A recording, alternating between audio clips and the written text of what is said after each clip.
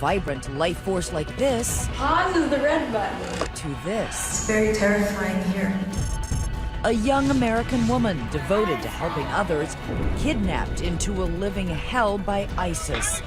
Her desperate parents, everyday people, forced to take on terrorists from their living room.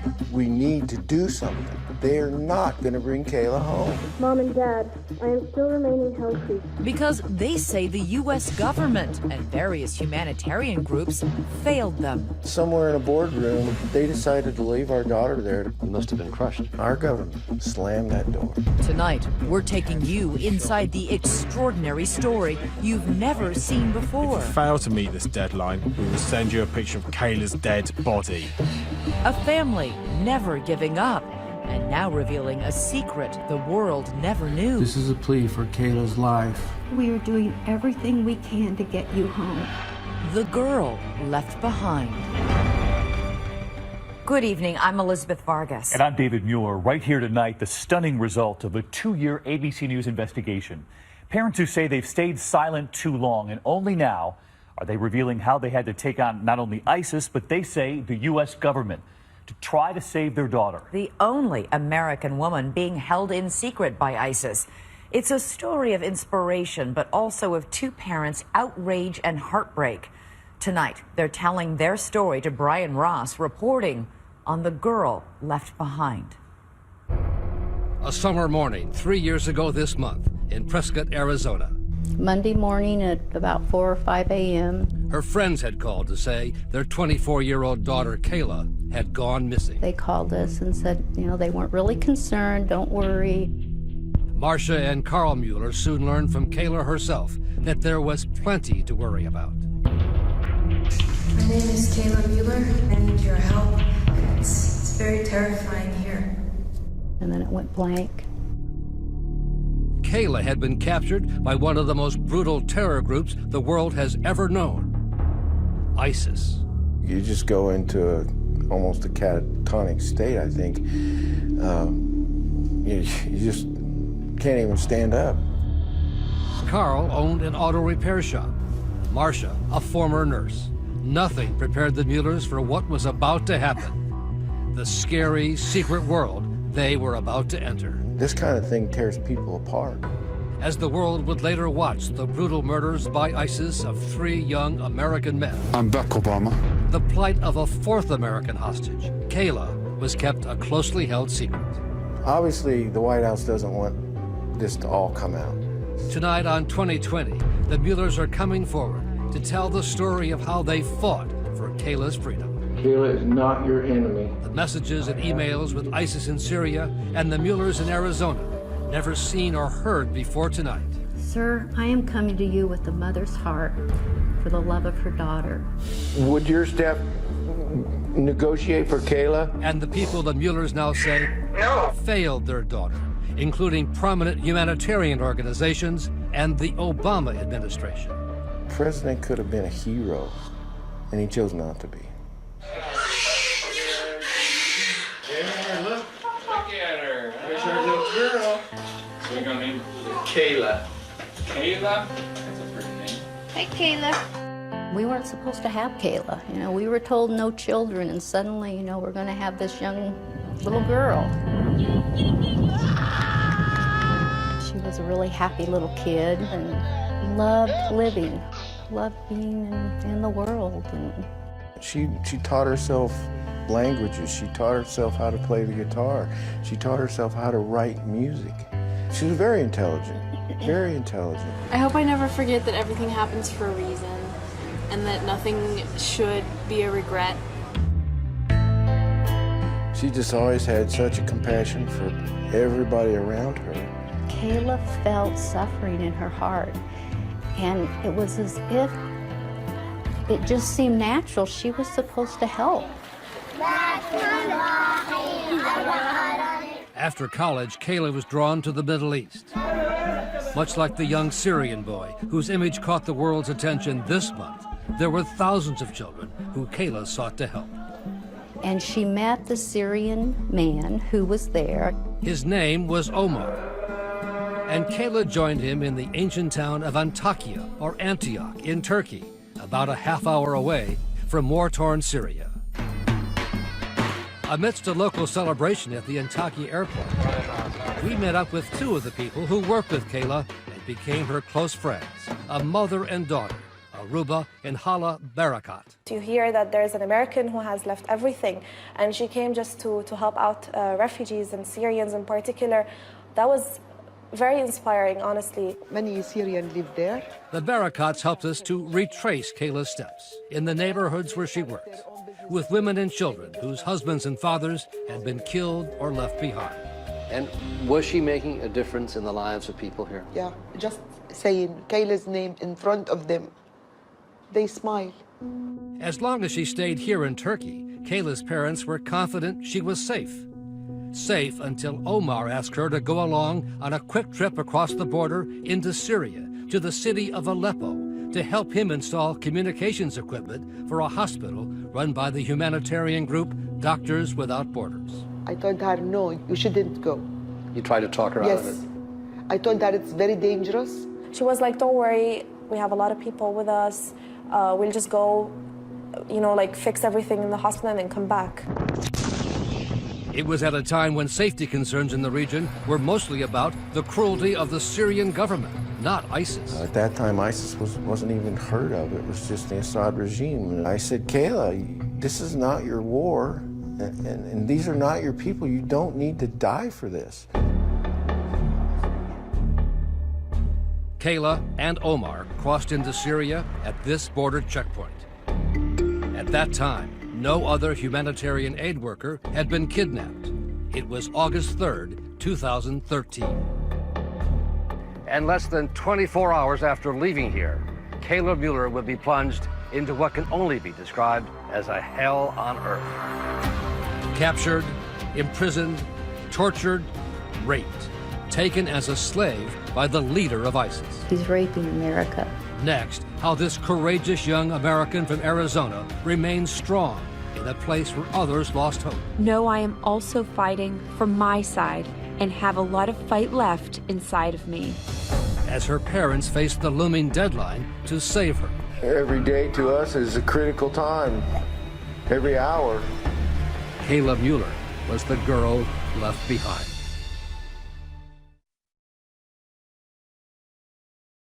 "2020 continues with The Girl Left Behind."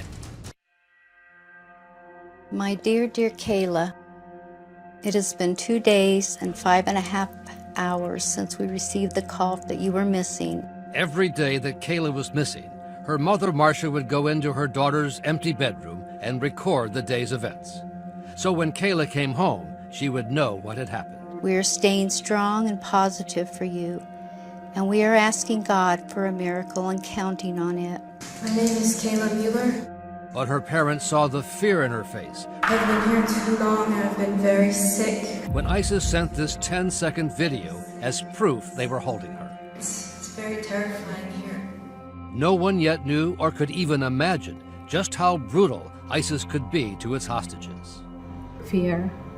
It's fear of unknown. You don't know what is going to happen. As her fellow female hostages now describe it to 2020, it looked something like this.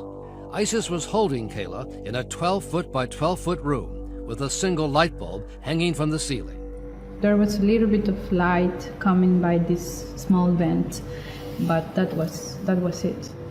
It was cold, dirty.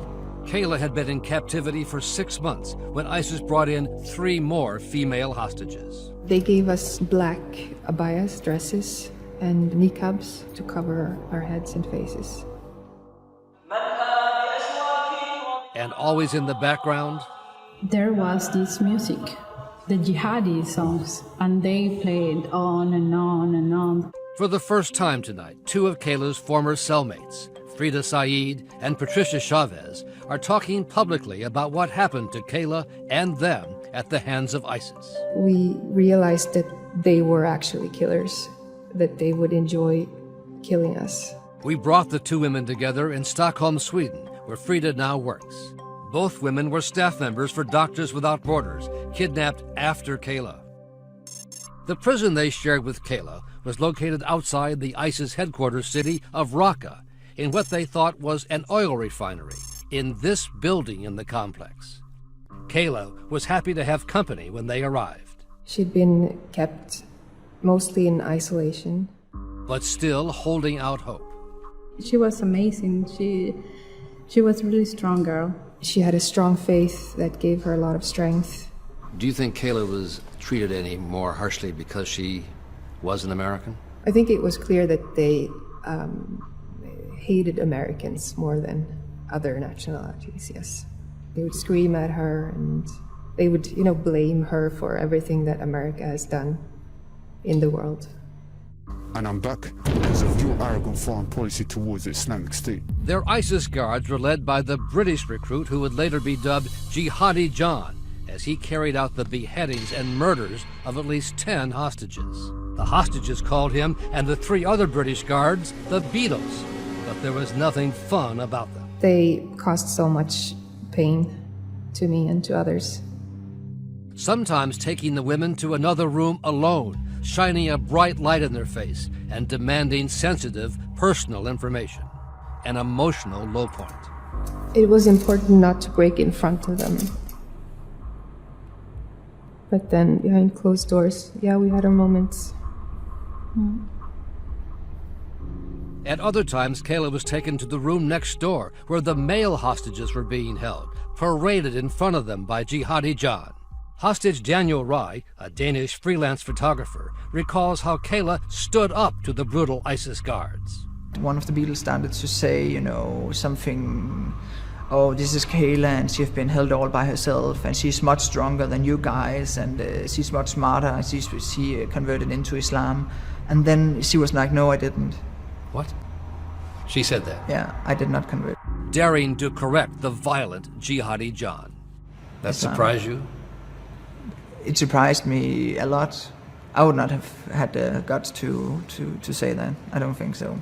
And Rai says Kayla and another American hostage, journalist Stephen Sotloff, figured out a way to pass letters back and forth, creating a makeshift game of Trivial Pursuit. Was it dangerous to be moving these letters back and forth? Of course it was. But she did it, Stephen did it? Yeah. If I've been by myself at her place, I would probably say no letters. It's too dangerous. Back in Arizona, Kayla's parents held out hope that ISIS would treat an aid worker gently, that one of the humanitarian groups she was connected to would help negotiate her freedom. But that did not happen. No one would claim her, so they assumed she was a spy. And we found out that her fingernails had been pulled out. Her hair had been shaved, and that she had been tortured. And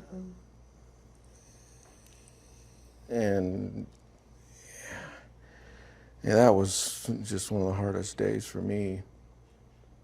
And the prospect of a negotiated release grew increasingly unlikely, as the Muellers soon found themselves up against the U.S. policy against making concessions to terrorists. I firmly believe that the United States government paying ransom to terrorists risks endangering more Americans and funding the very terrorism that we're trying to stop. And so I firmly believe that our policy ultimately puts fewer Americans at risk. ISIS was making millions of dollars from its kidnapping business. And as hostages from other countries which allowed ransom payments were released by ISIS, they could only say goodbye as they left Kayla behind. It was a horrible feeling to be released, looking forward to being released, but at the same time leaving someone behind. Doctors Without Borders negotiated ransom payments for its staff members, Frida, Patricia, and 3 others, but not for Kayla. It was very sad. It was, I think it was the saddest moment we passed through together. How did you say goodbye? In tears. What'd you say to her? Stay strong. This will end one day. What did she say to you? Nothing. But as they left, a possible break. The ISIS hostage takers told the women they were now ready to negotiate for Kayla. And a remarkable email back and forth was about to begin between the terrorist holding Kayla and her desperate parents in Arizona.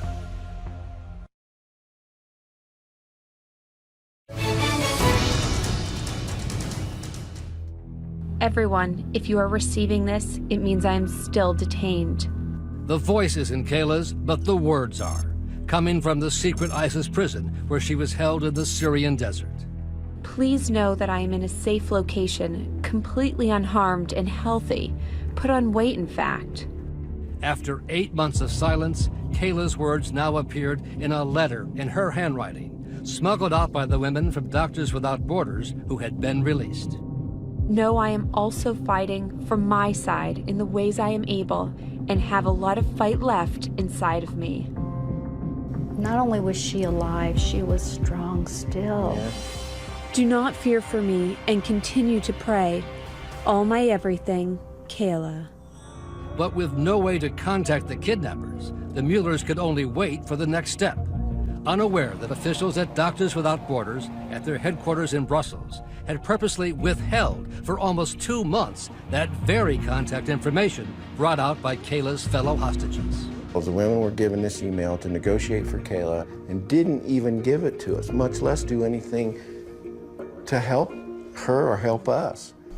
We could not share with you out of safety concerns for our staff. The group's director for Syria said she had waited for all her staff to be free in a phone call conversation recorded by the tearful Muellers. Would your staff negotiate for Kayla? No, because it will be difficult for us to negotiate for Kayla. The crisis management team that we have installed for our 5 people will be closed down in the next week. Because our case is closed. They left her there, they deserted her. They were instructed by the hostage takers, negotiate for this woman. And they did not. They did nothing and wouldn't help us. You know, it just seems hopeless, you know. Yeah. So you'll send that email right away after we hang up? We prefer to do it tomorrow, if that's okay. Yeah. Well, not really. We'd like to get it to our contact as soon as possible. Every day to us is a critical time. Every hour. Okay. Okay, yeah. At least we got an email. Few humanitarian groups in the world are more highly praised than Doctors Without Borders, known overseas as MSF, the letters of its name in French, Médecins Sans Frontières. MSF operates in places where there are wars, natural disasters. They're a fabulous organization and they do wonderful work. But somewhere in a boardroom, they decided to leave our daughter there to be tortured and raped. Kayla was in a Doctors Without Borders vehicle when she was captured by ISIS in Syria. But the organization said non-staff members are not its responsibility. We could not take steps to negotiate for her freedom. Why not? Because we can't be in the business of negotiating for people who don't work for us. And to do so would also have increased the risks that our teams already faced. The executive director of Doctors Without Borders USA, Jason Cohn, says the group never would have allowed an American to come to its hospital in Syria if it had known of Kayla's plans in advance. But when she was taken, wasn't she your responsibility? No, she wasn't our responsibility anymore. Was there no moral responsibility? I don't think there was a moral responsibility. I don't understand how a humanitarian organization can justify doing that. Finally, in late May 2014, it was ISIS which made contact with the Muellers in this email, likely written by one of the British ISIS guards. This message is to inform you that we have the American citizen, Kayla G. Mueller, prisoner. We don't want to harm her. She's like a guest with us at the moment. They're telling you they're open to negotiation. Chris Voss, who once ran the FBI's International Hostage Negotiation Team, says the email and the earlier video were clear signs that a deal could get done with ISIS. This is, we have something that you want. We want you to believe you can get her out because we want something for her. Even though she's an American, and America says it doesn't negotiate? Right, because they know that if given the opportunity, families will find a way. The conditions of Kayla's returning home safely are no media involvement whatsoever and a cash payment. Kayla's a commodity. Unfortunately, they make an opening offer. They want some sort of a counteroffer to continue the conversation. Another good sign. ISIS would allow Kayla to answer 3 personal questions to prove she was alive. Carl wrote back. How did you get stitches in your eyebrow as a child? Answer. Her older brother Eric was pulling her in a wagon and it tipped over. Correct. What did you teach your niece to say? Music is everywhere. Correct. What is your friend Mo's real name? Her name is Monica. All correct. It was Kayla. Mom and Dad, I am still remaining healthy. You should have already received the 3 answers to the proof of life questions you provided. Even better than the emails, a follow-up with Kayla's actual voice, laying out the kidnappers' latest demands, including the release of a Pakistani woman being held in a U.S. prison. Those detaining me are demanding an exchange of Dr. Afia Siddiqui's release for my release. If this is not achievable, they are demanding 5 million euros to ensure my release. Goodbye. They're saying she can still be released? Working with Kayla's former campus minister, Reverend Kathleen Day, the Muellers began what would be a remarkable exchange of some 27 emails between the Arizona couple in their kitchen and the terrorist holding their daughter in Syria. They were focused every day, every waking moment, every sleeping moment, on what they could do to get Kayla back. The Muellers' answers were all crafted by FBI agents assigned to the case from the very beginning. And Reverend Day began to be worried by what other aid groups had told her about working with the U.S. government in hostage situations. What was the concern? That if you worked with the State Department, that you'd never get your people out. And soon the Muellers began to have their own doubts. You asked to meet with President Obama. He refused. We did meet in the White House with many high-ranking officials, but he did not see us.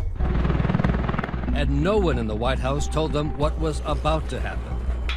U.S. Special Forces, which had carried out a number of successful high-risk rescue missions like this one, had been authorized to launch a secret July 4th rescue operation for Kayla and some 18 other hostages. It turned out that the hostages were no longer at that location. It was a dry hole. They just missed them. I deployed an entire operation at significant risk to rescue not only her, but the other individuals that had been held, and probably missed them by a day or two.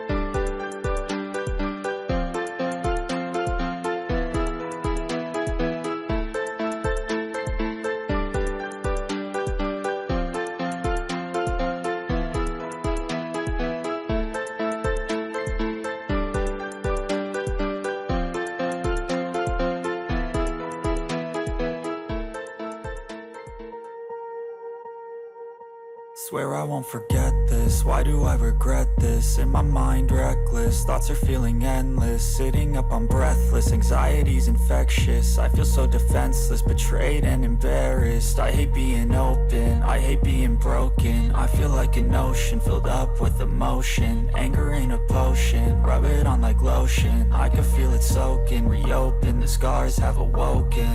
I can't move on till I let go. I feel so lost, never at home. Need to be strong, every breath hold. Cause I can't move on till I let go. I can't move on till I let go. I feel so lost, never at home.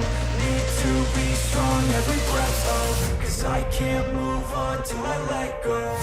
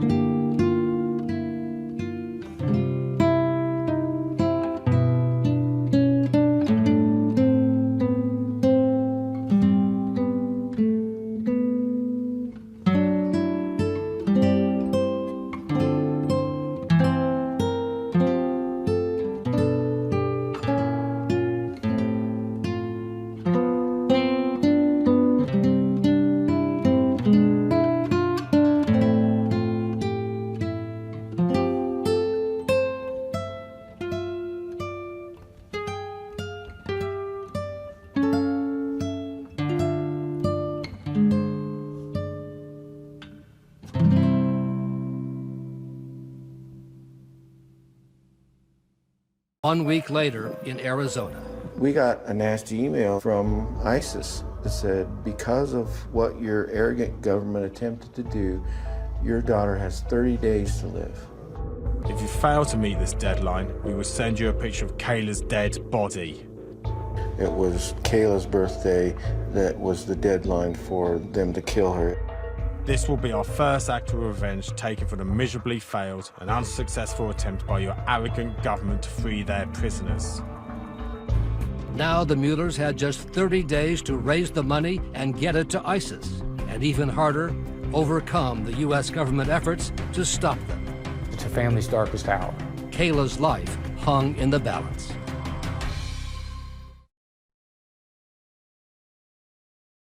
It was just 2 years ago this summer that Americans were hearing about ISIS for the first time, as its leader, Abu Bakr al-Baghdadi, emerged from the shadows, presenting a threat that was now greater than al-Qaeda.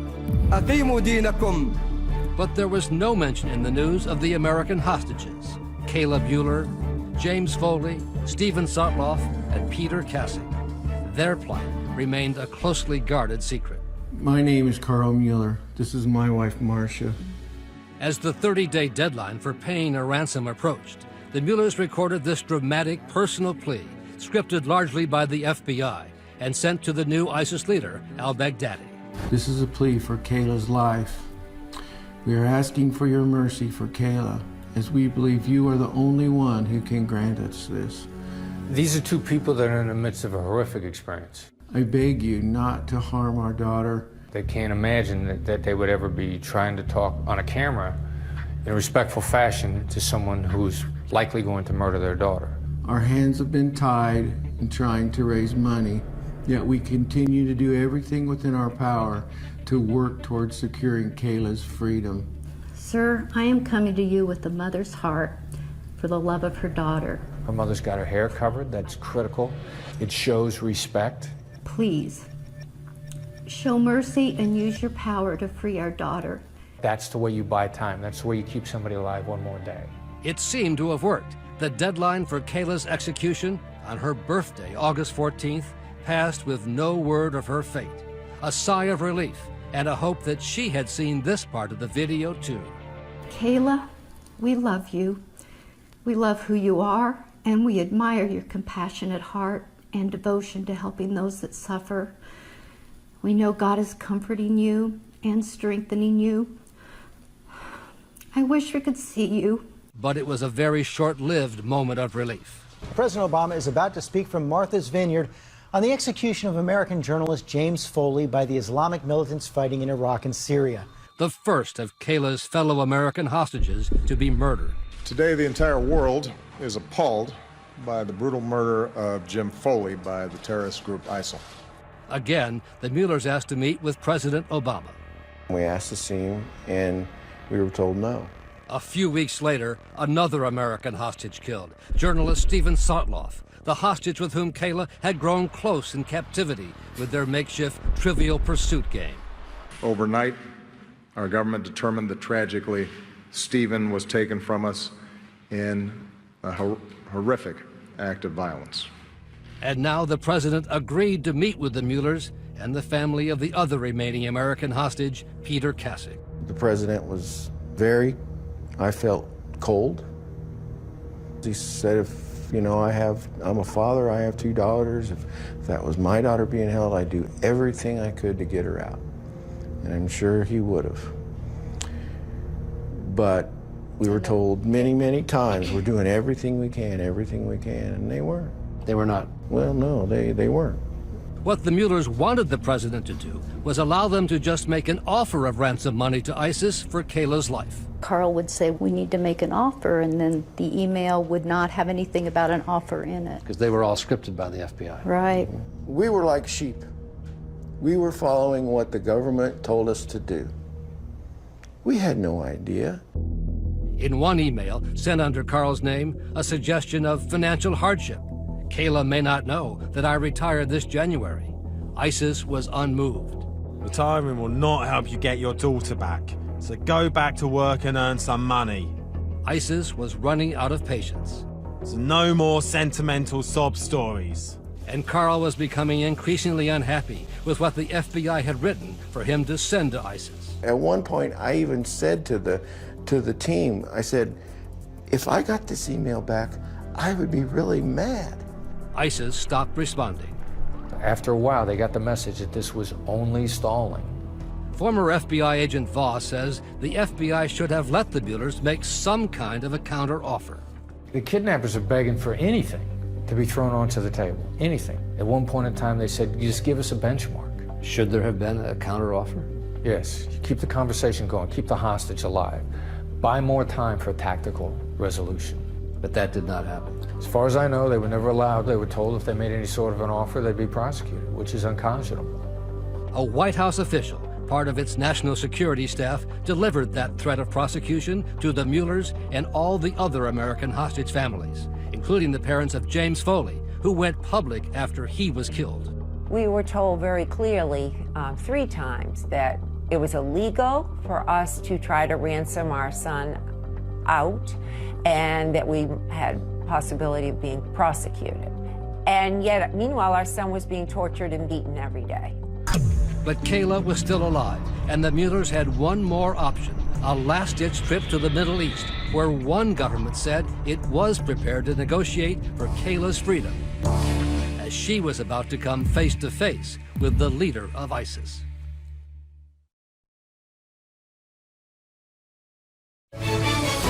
"2020 continues with The Girl Left Behind. It was the night before Christmas and all through the house. Where's Kayla? I want her Christmas. Kayla's ready. There's the Christmas tree, and there's my mom on Christmas Eve. With Kayla missing now for 2 Christmases in a row, the family's only joy came in the letters she had written in captivity. I've had many hours to think how only in your absence have I come to realize the gift that is each one of you. This is Peter Edward Kasich. By then, ISIS had killed the 3rd American hostage, aid worker Peter Kasich. Now the only American held by ISIS was Kayla. I had come to a point where our government is not going to bring Kayla home. And she was still putting all her trust in the government. This kind of thing tears people apart. I don't know how we've survived. But I remember the argument. Marcia, we need to do something. They're not going to bring Kayla home. The military option to rescue Kayla had failed. The White House had threatened prosecution if they paid ransom, and the emails from ISIS had stopped. Nothing had worked.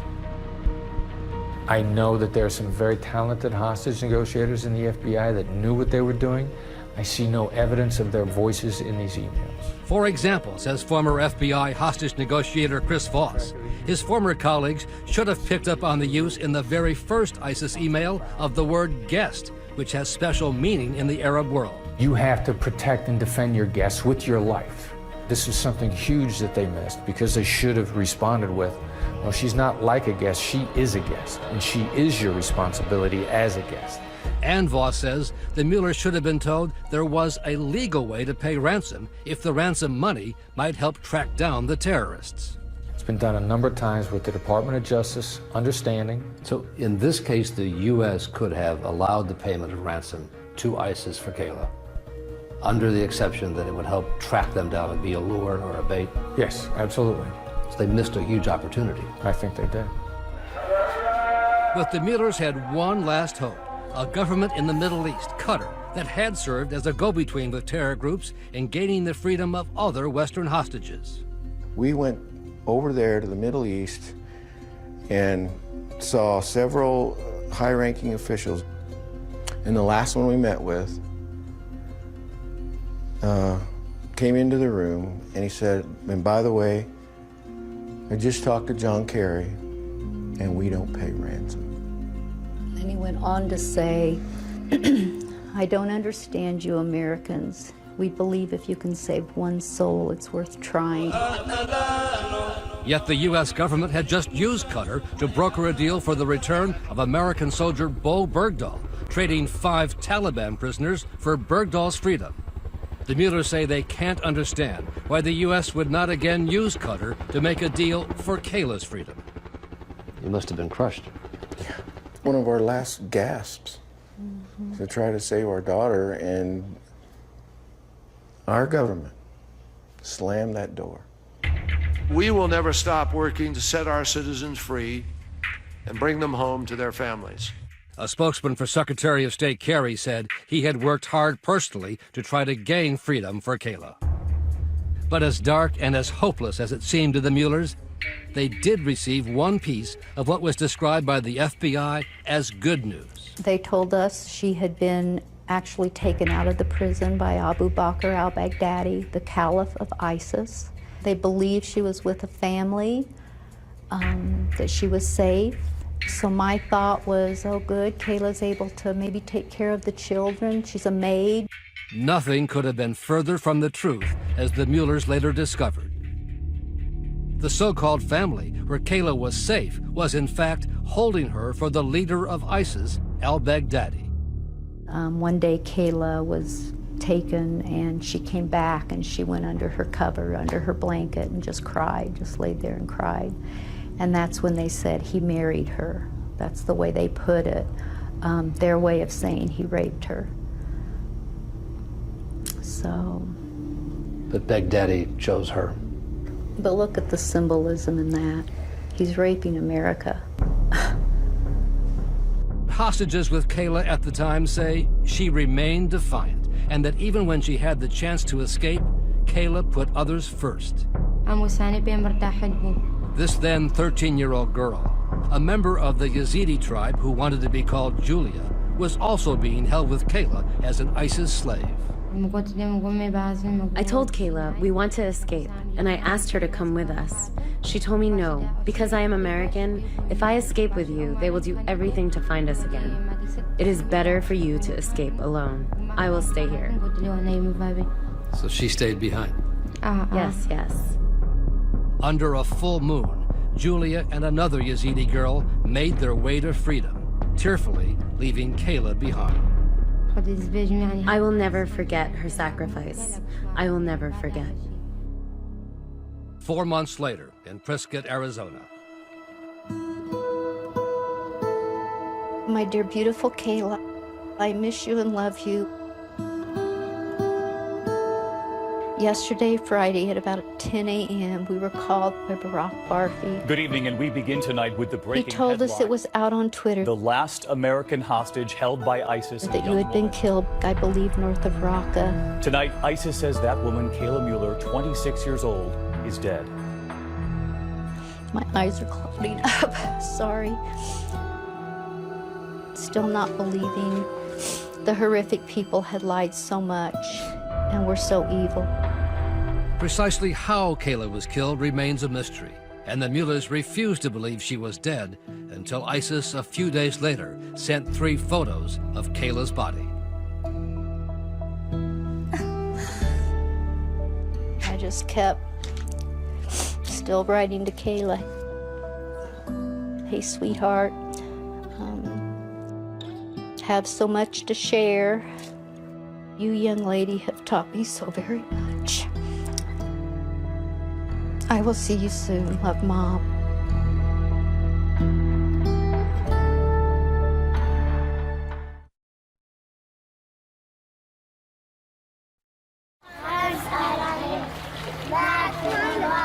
My immediate reaction is heartbreak. She was an outstanding young woman and a great spirit. And I think that spirit will live on. You did meet with the president? Just the 3 of us. He was sincere and apologetic and so sorry and this, that, the other. He asked what he could do for you. And I said, Mr. President, I'd be remiss if I didn't give you the opportunity to support Kayla's foundation. And he said, I will help that foundation. He says, you won't know. It'll be an anonymous donation. But I will. I'm still waiting. There hasn't been such a donation? No. I'm still waiting for that donation, Mr. President. And you see the flag at my driveway. It's not something I take lightly, talking about our president that way. But that's what he said. The White House confirmed to 2020 that the president has indeed not yet made the donation he promised 18 months ago. For the Muellers, the foundation they created, Kayla's Hands, is so important, and the president's failure to support it so disappointing because it keeps her memory and legacy alive. She just had a heart to help children, make children happy, make them laugh. This Prescott, Arizona playground, funded by the Kiwanis Club in Kayla's memory, will be dedicated in a ceremony tomorrow. Kayla was one courageous voice, calling the world to speak with one voice and with our actions, to have the same courage and commitment, to give all our everything for the sake of peace, justice, and religious freedom. Thank you.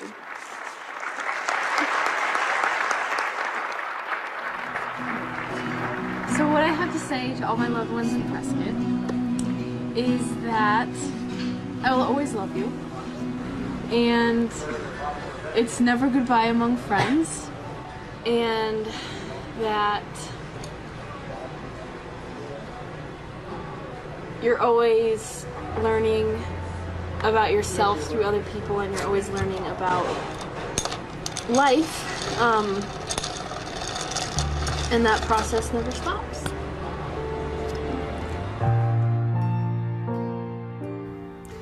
The Muellers and the other hostage families have had an impact since Kayla's death. The White House now says it will allow American families to privately pay ransom without fear of prosecution. Of course, we'll stay on it.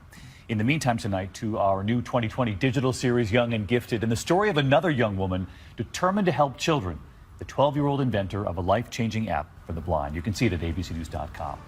I'm David Muir. And I'm Elizabeth Vargas. For all of us here at 20...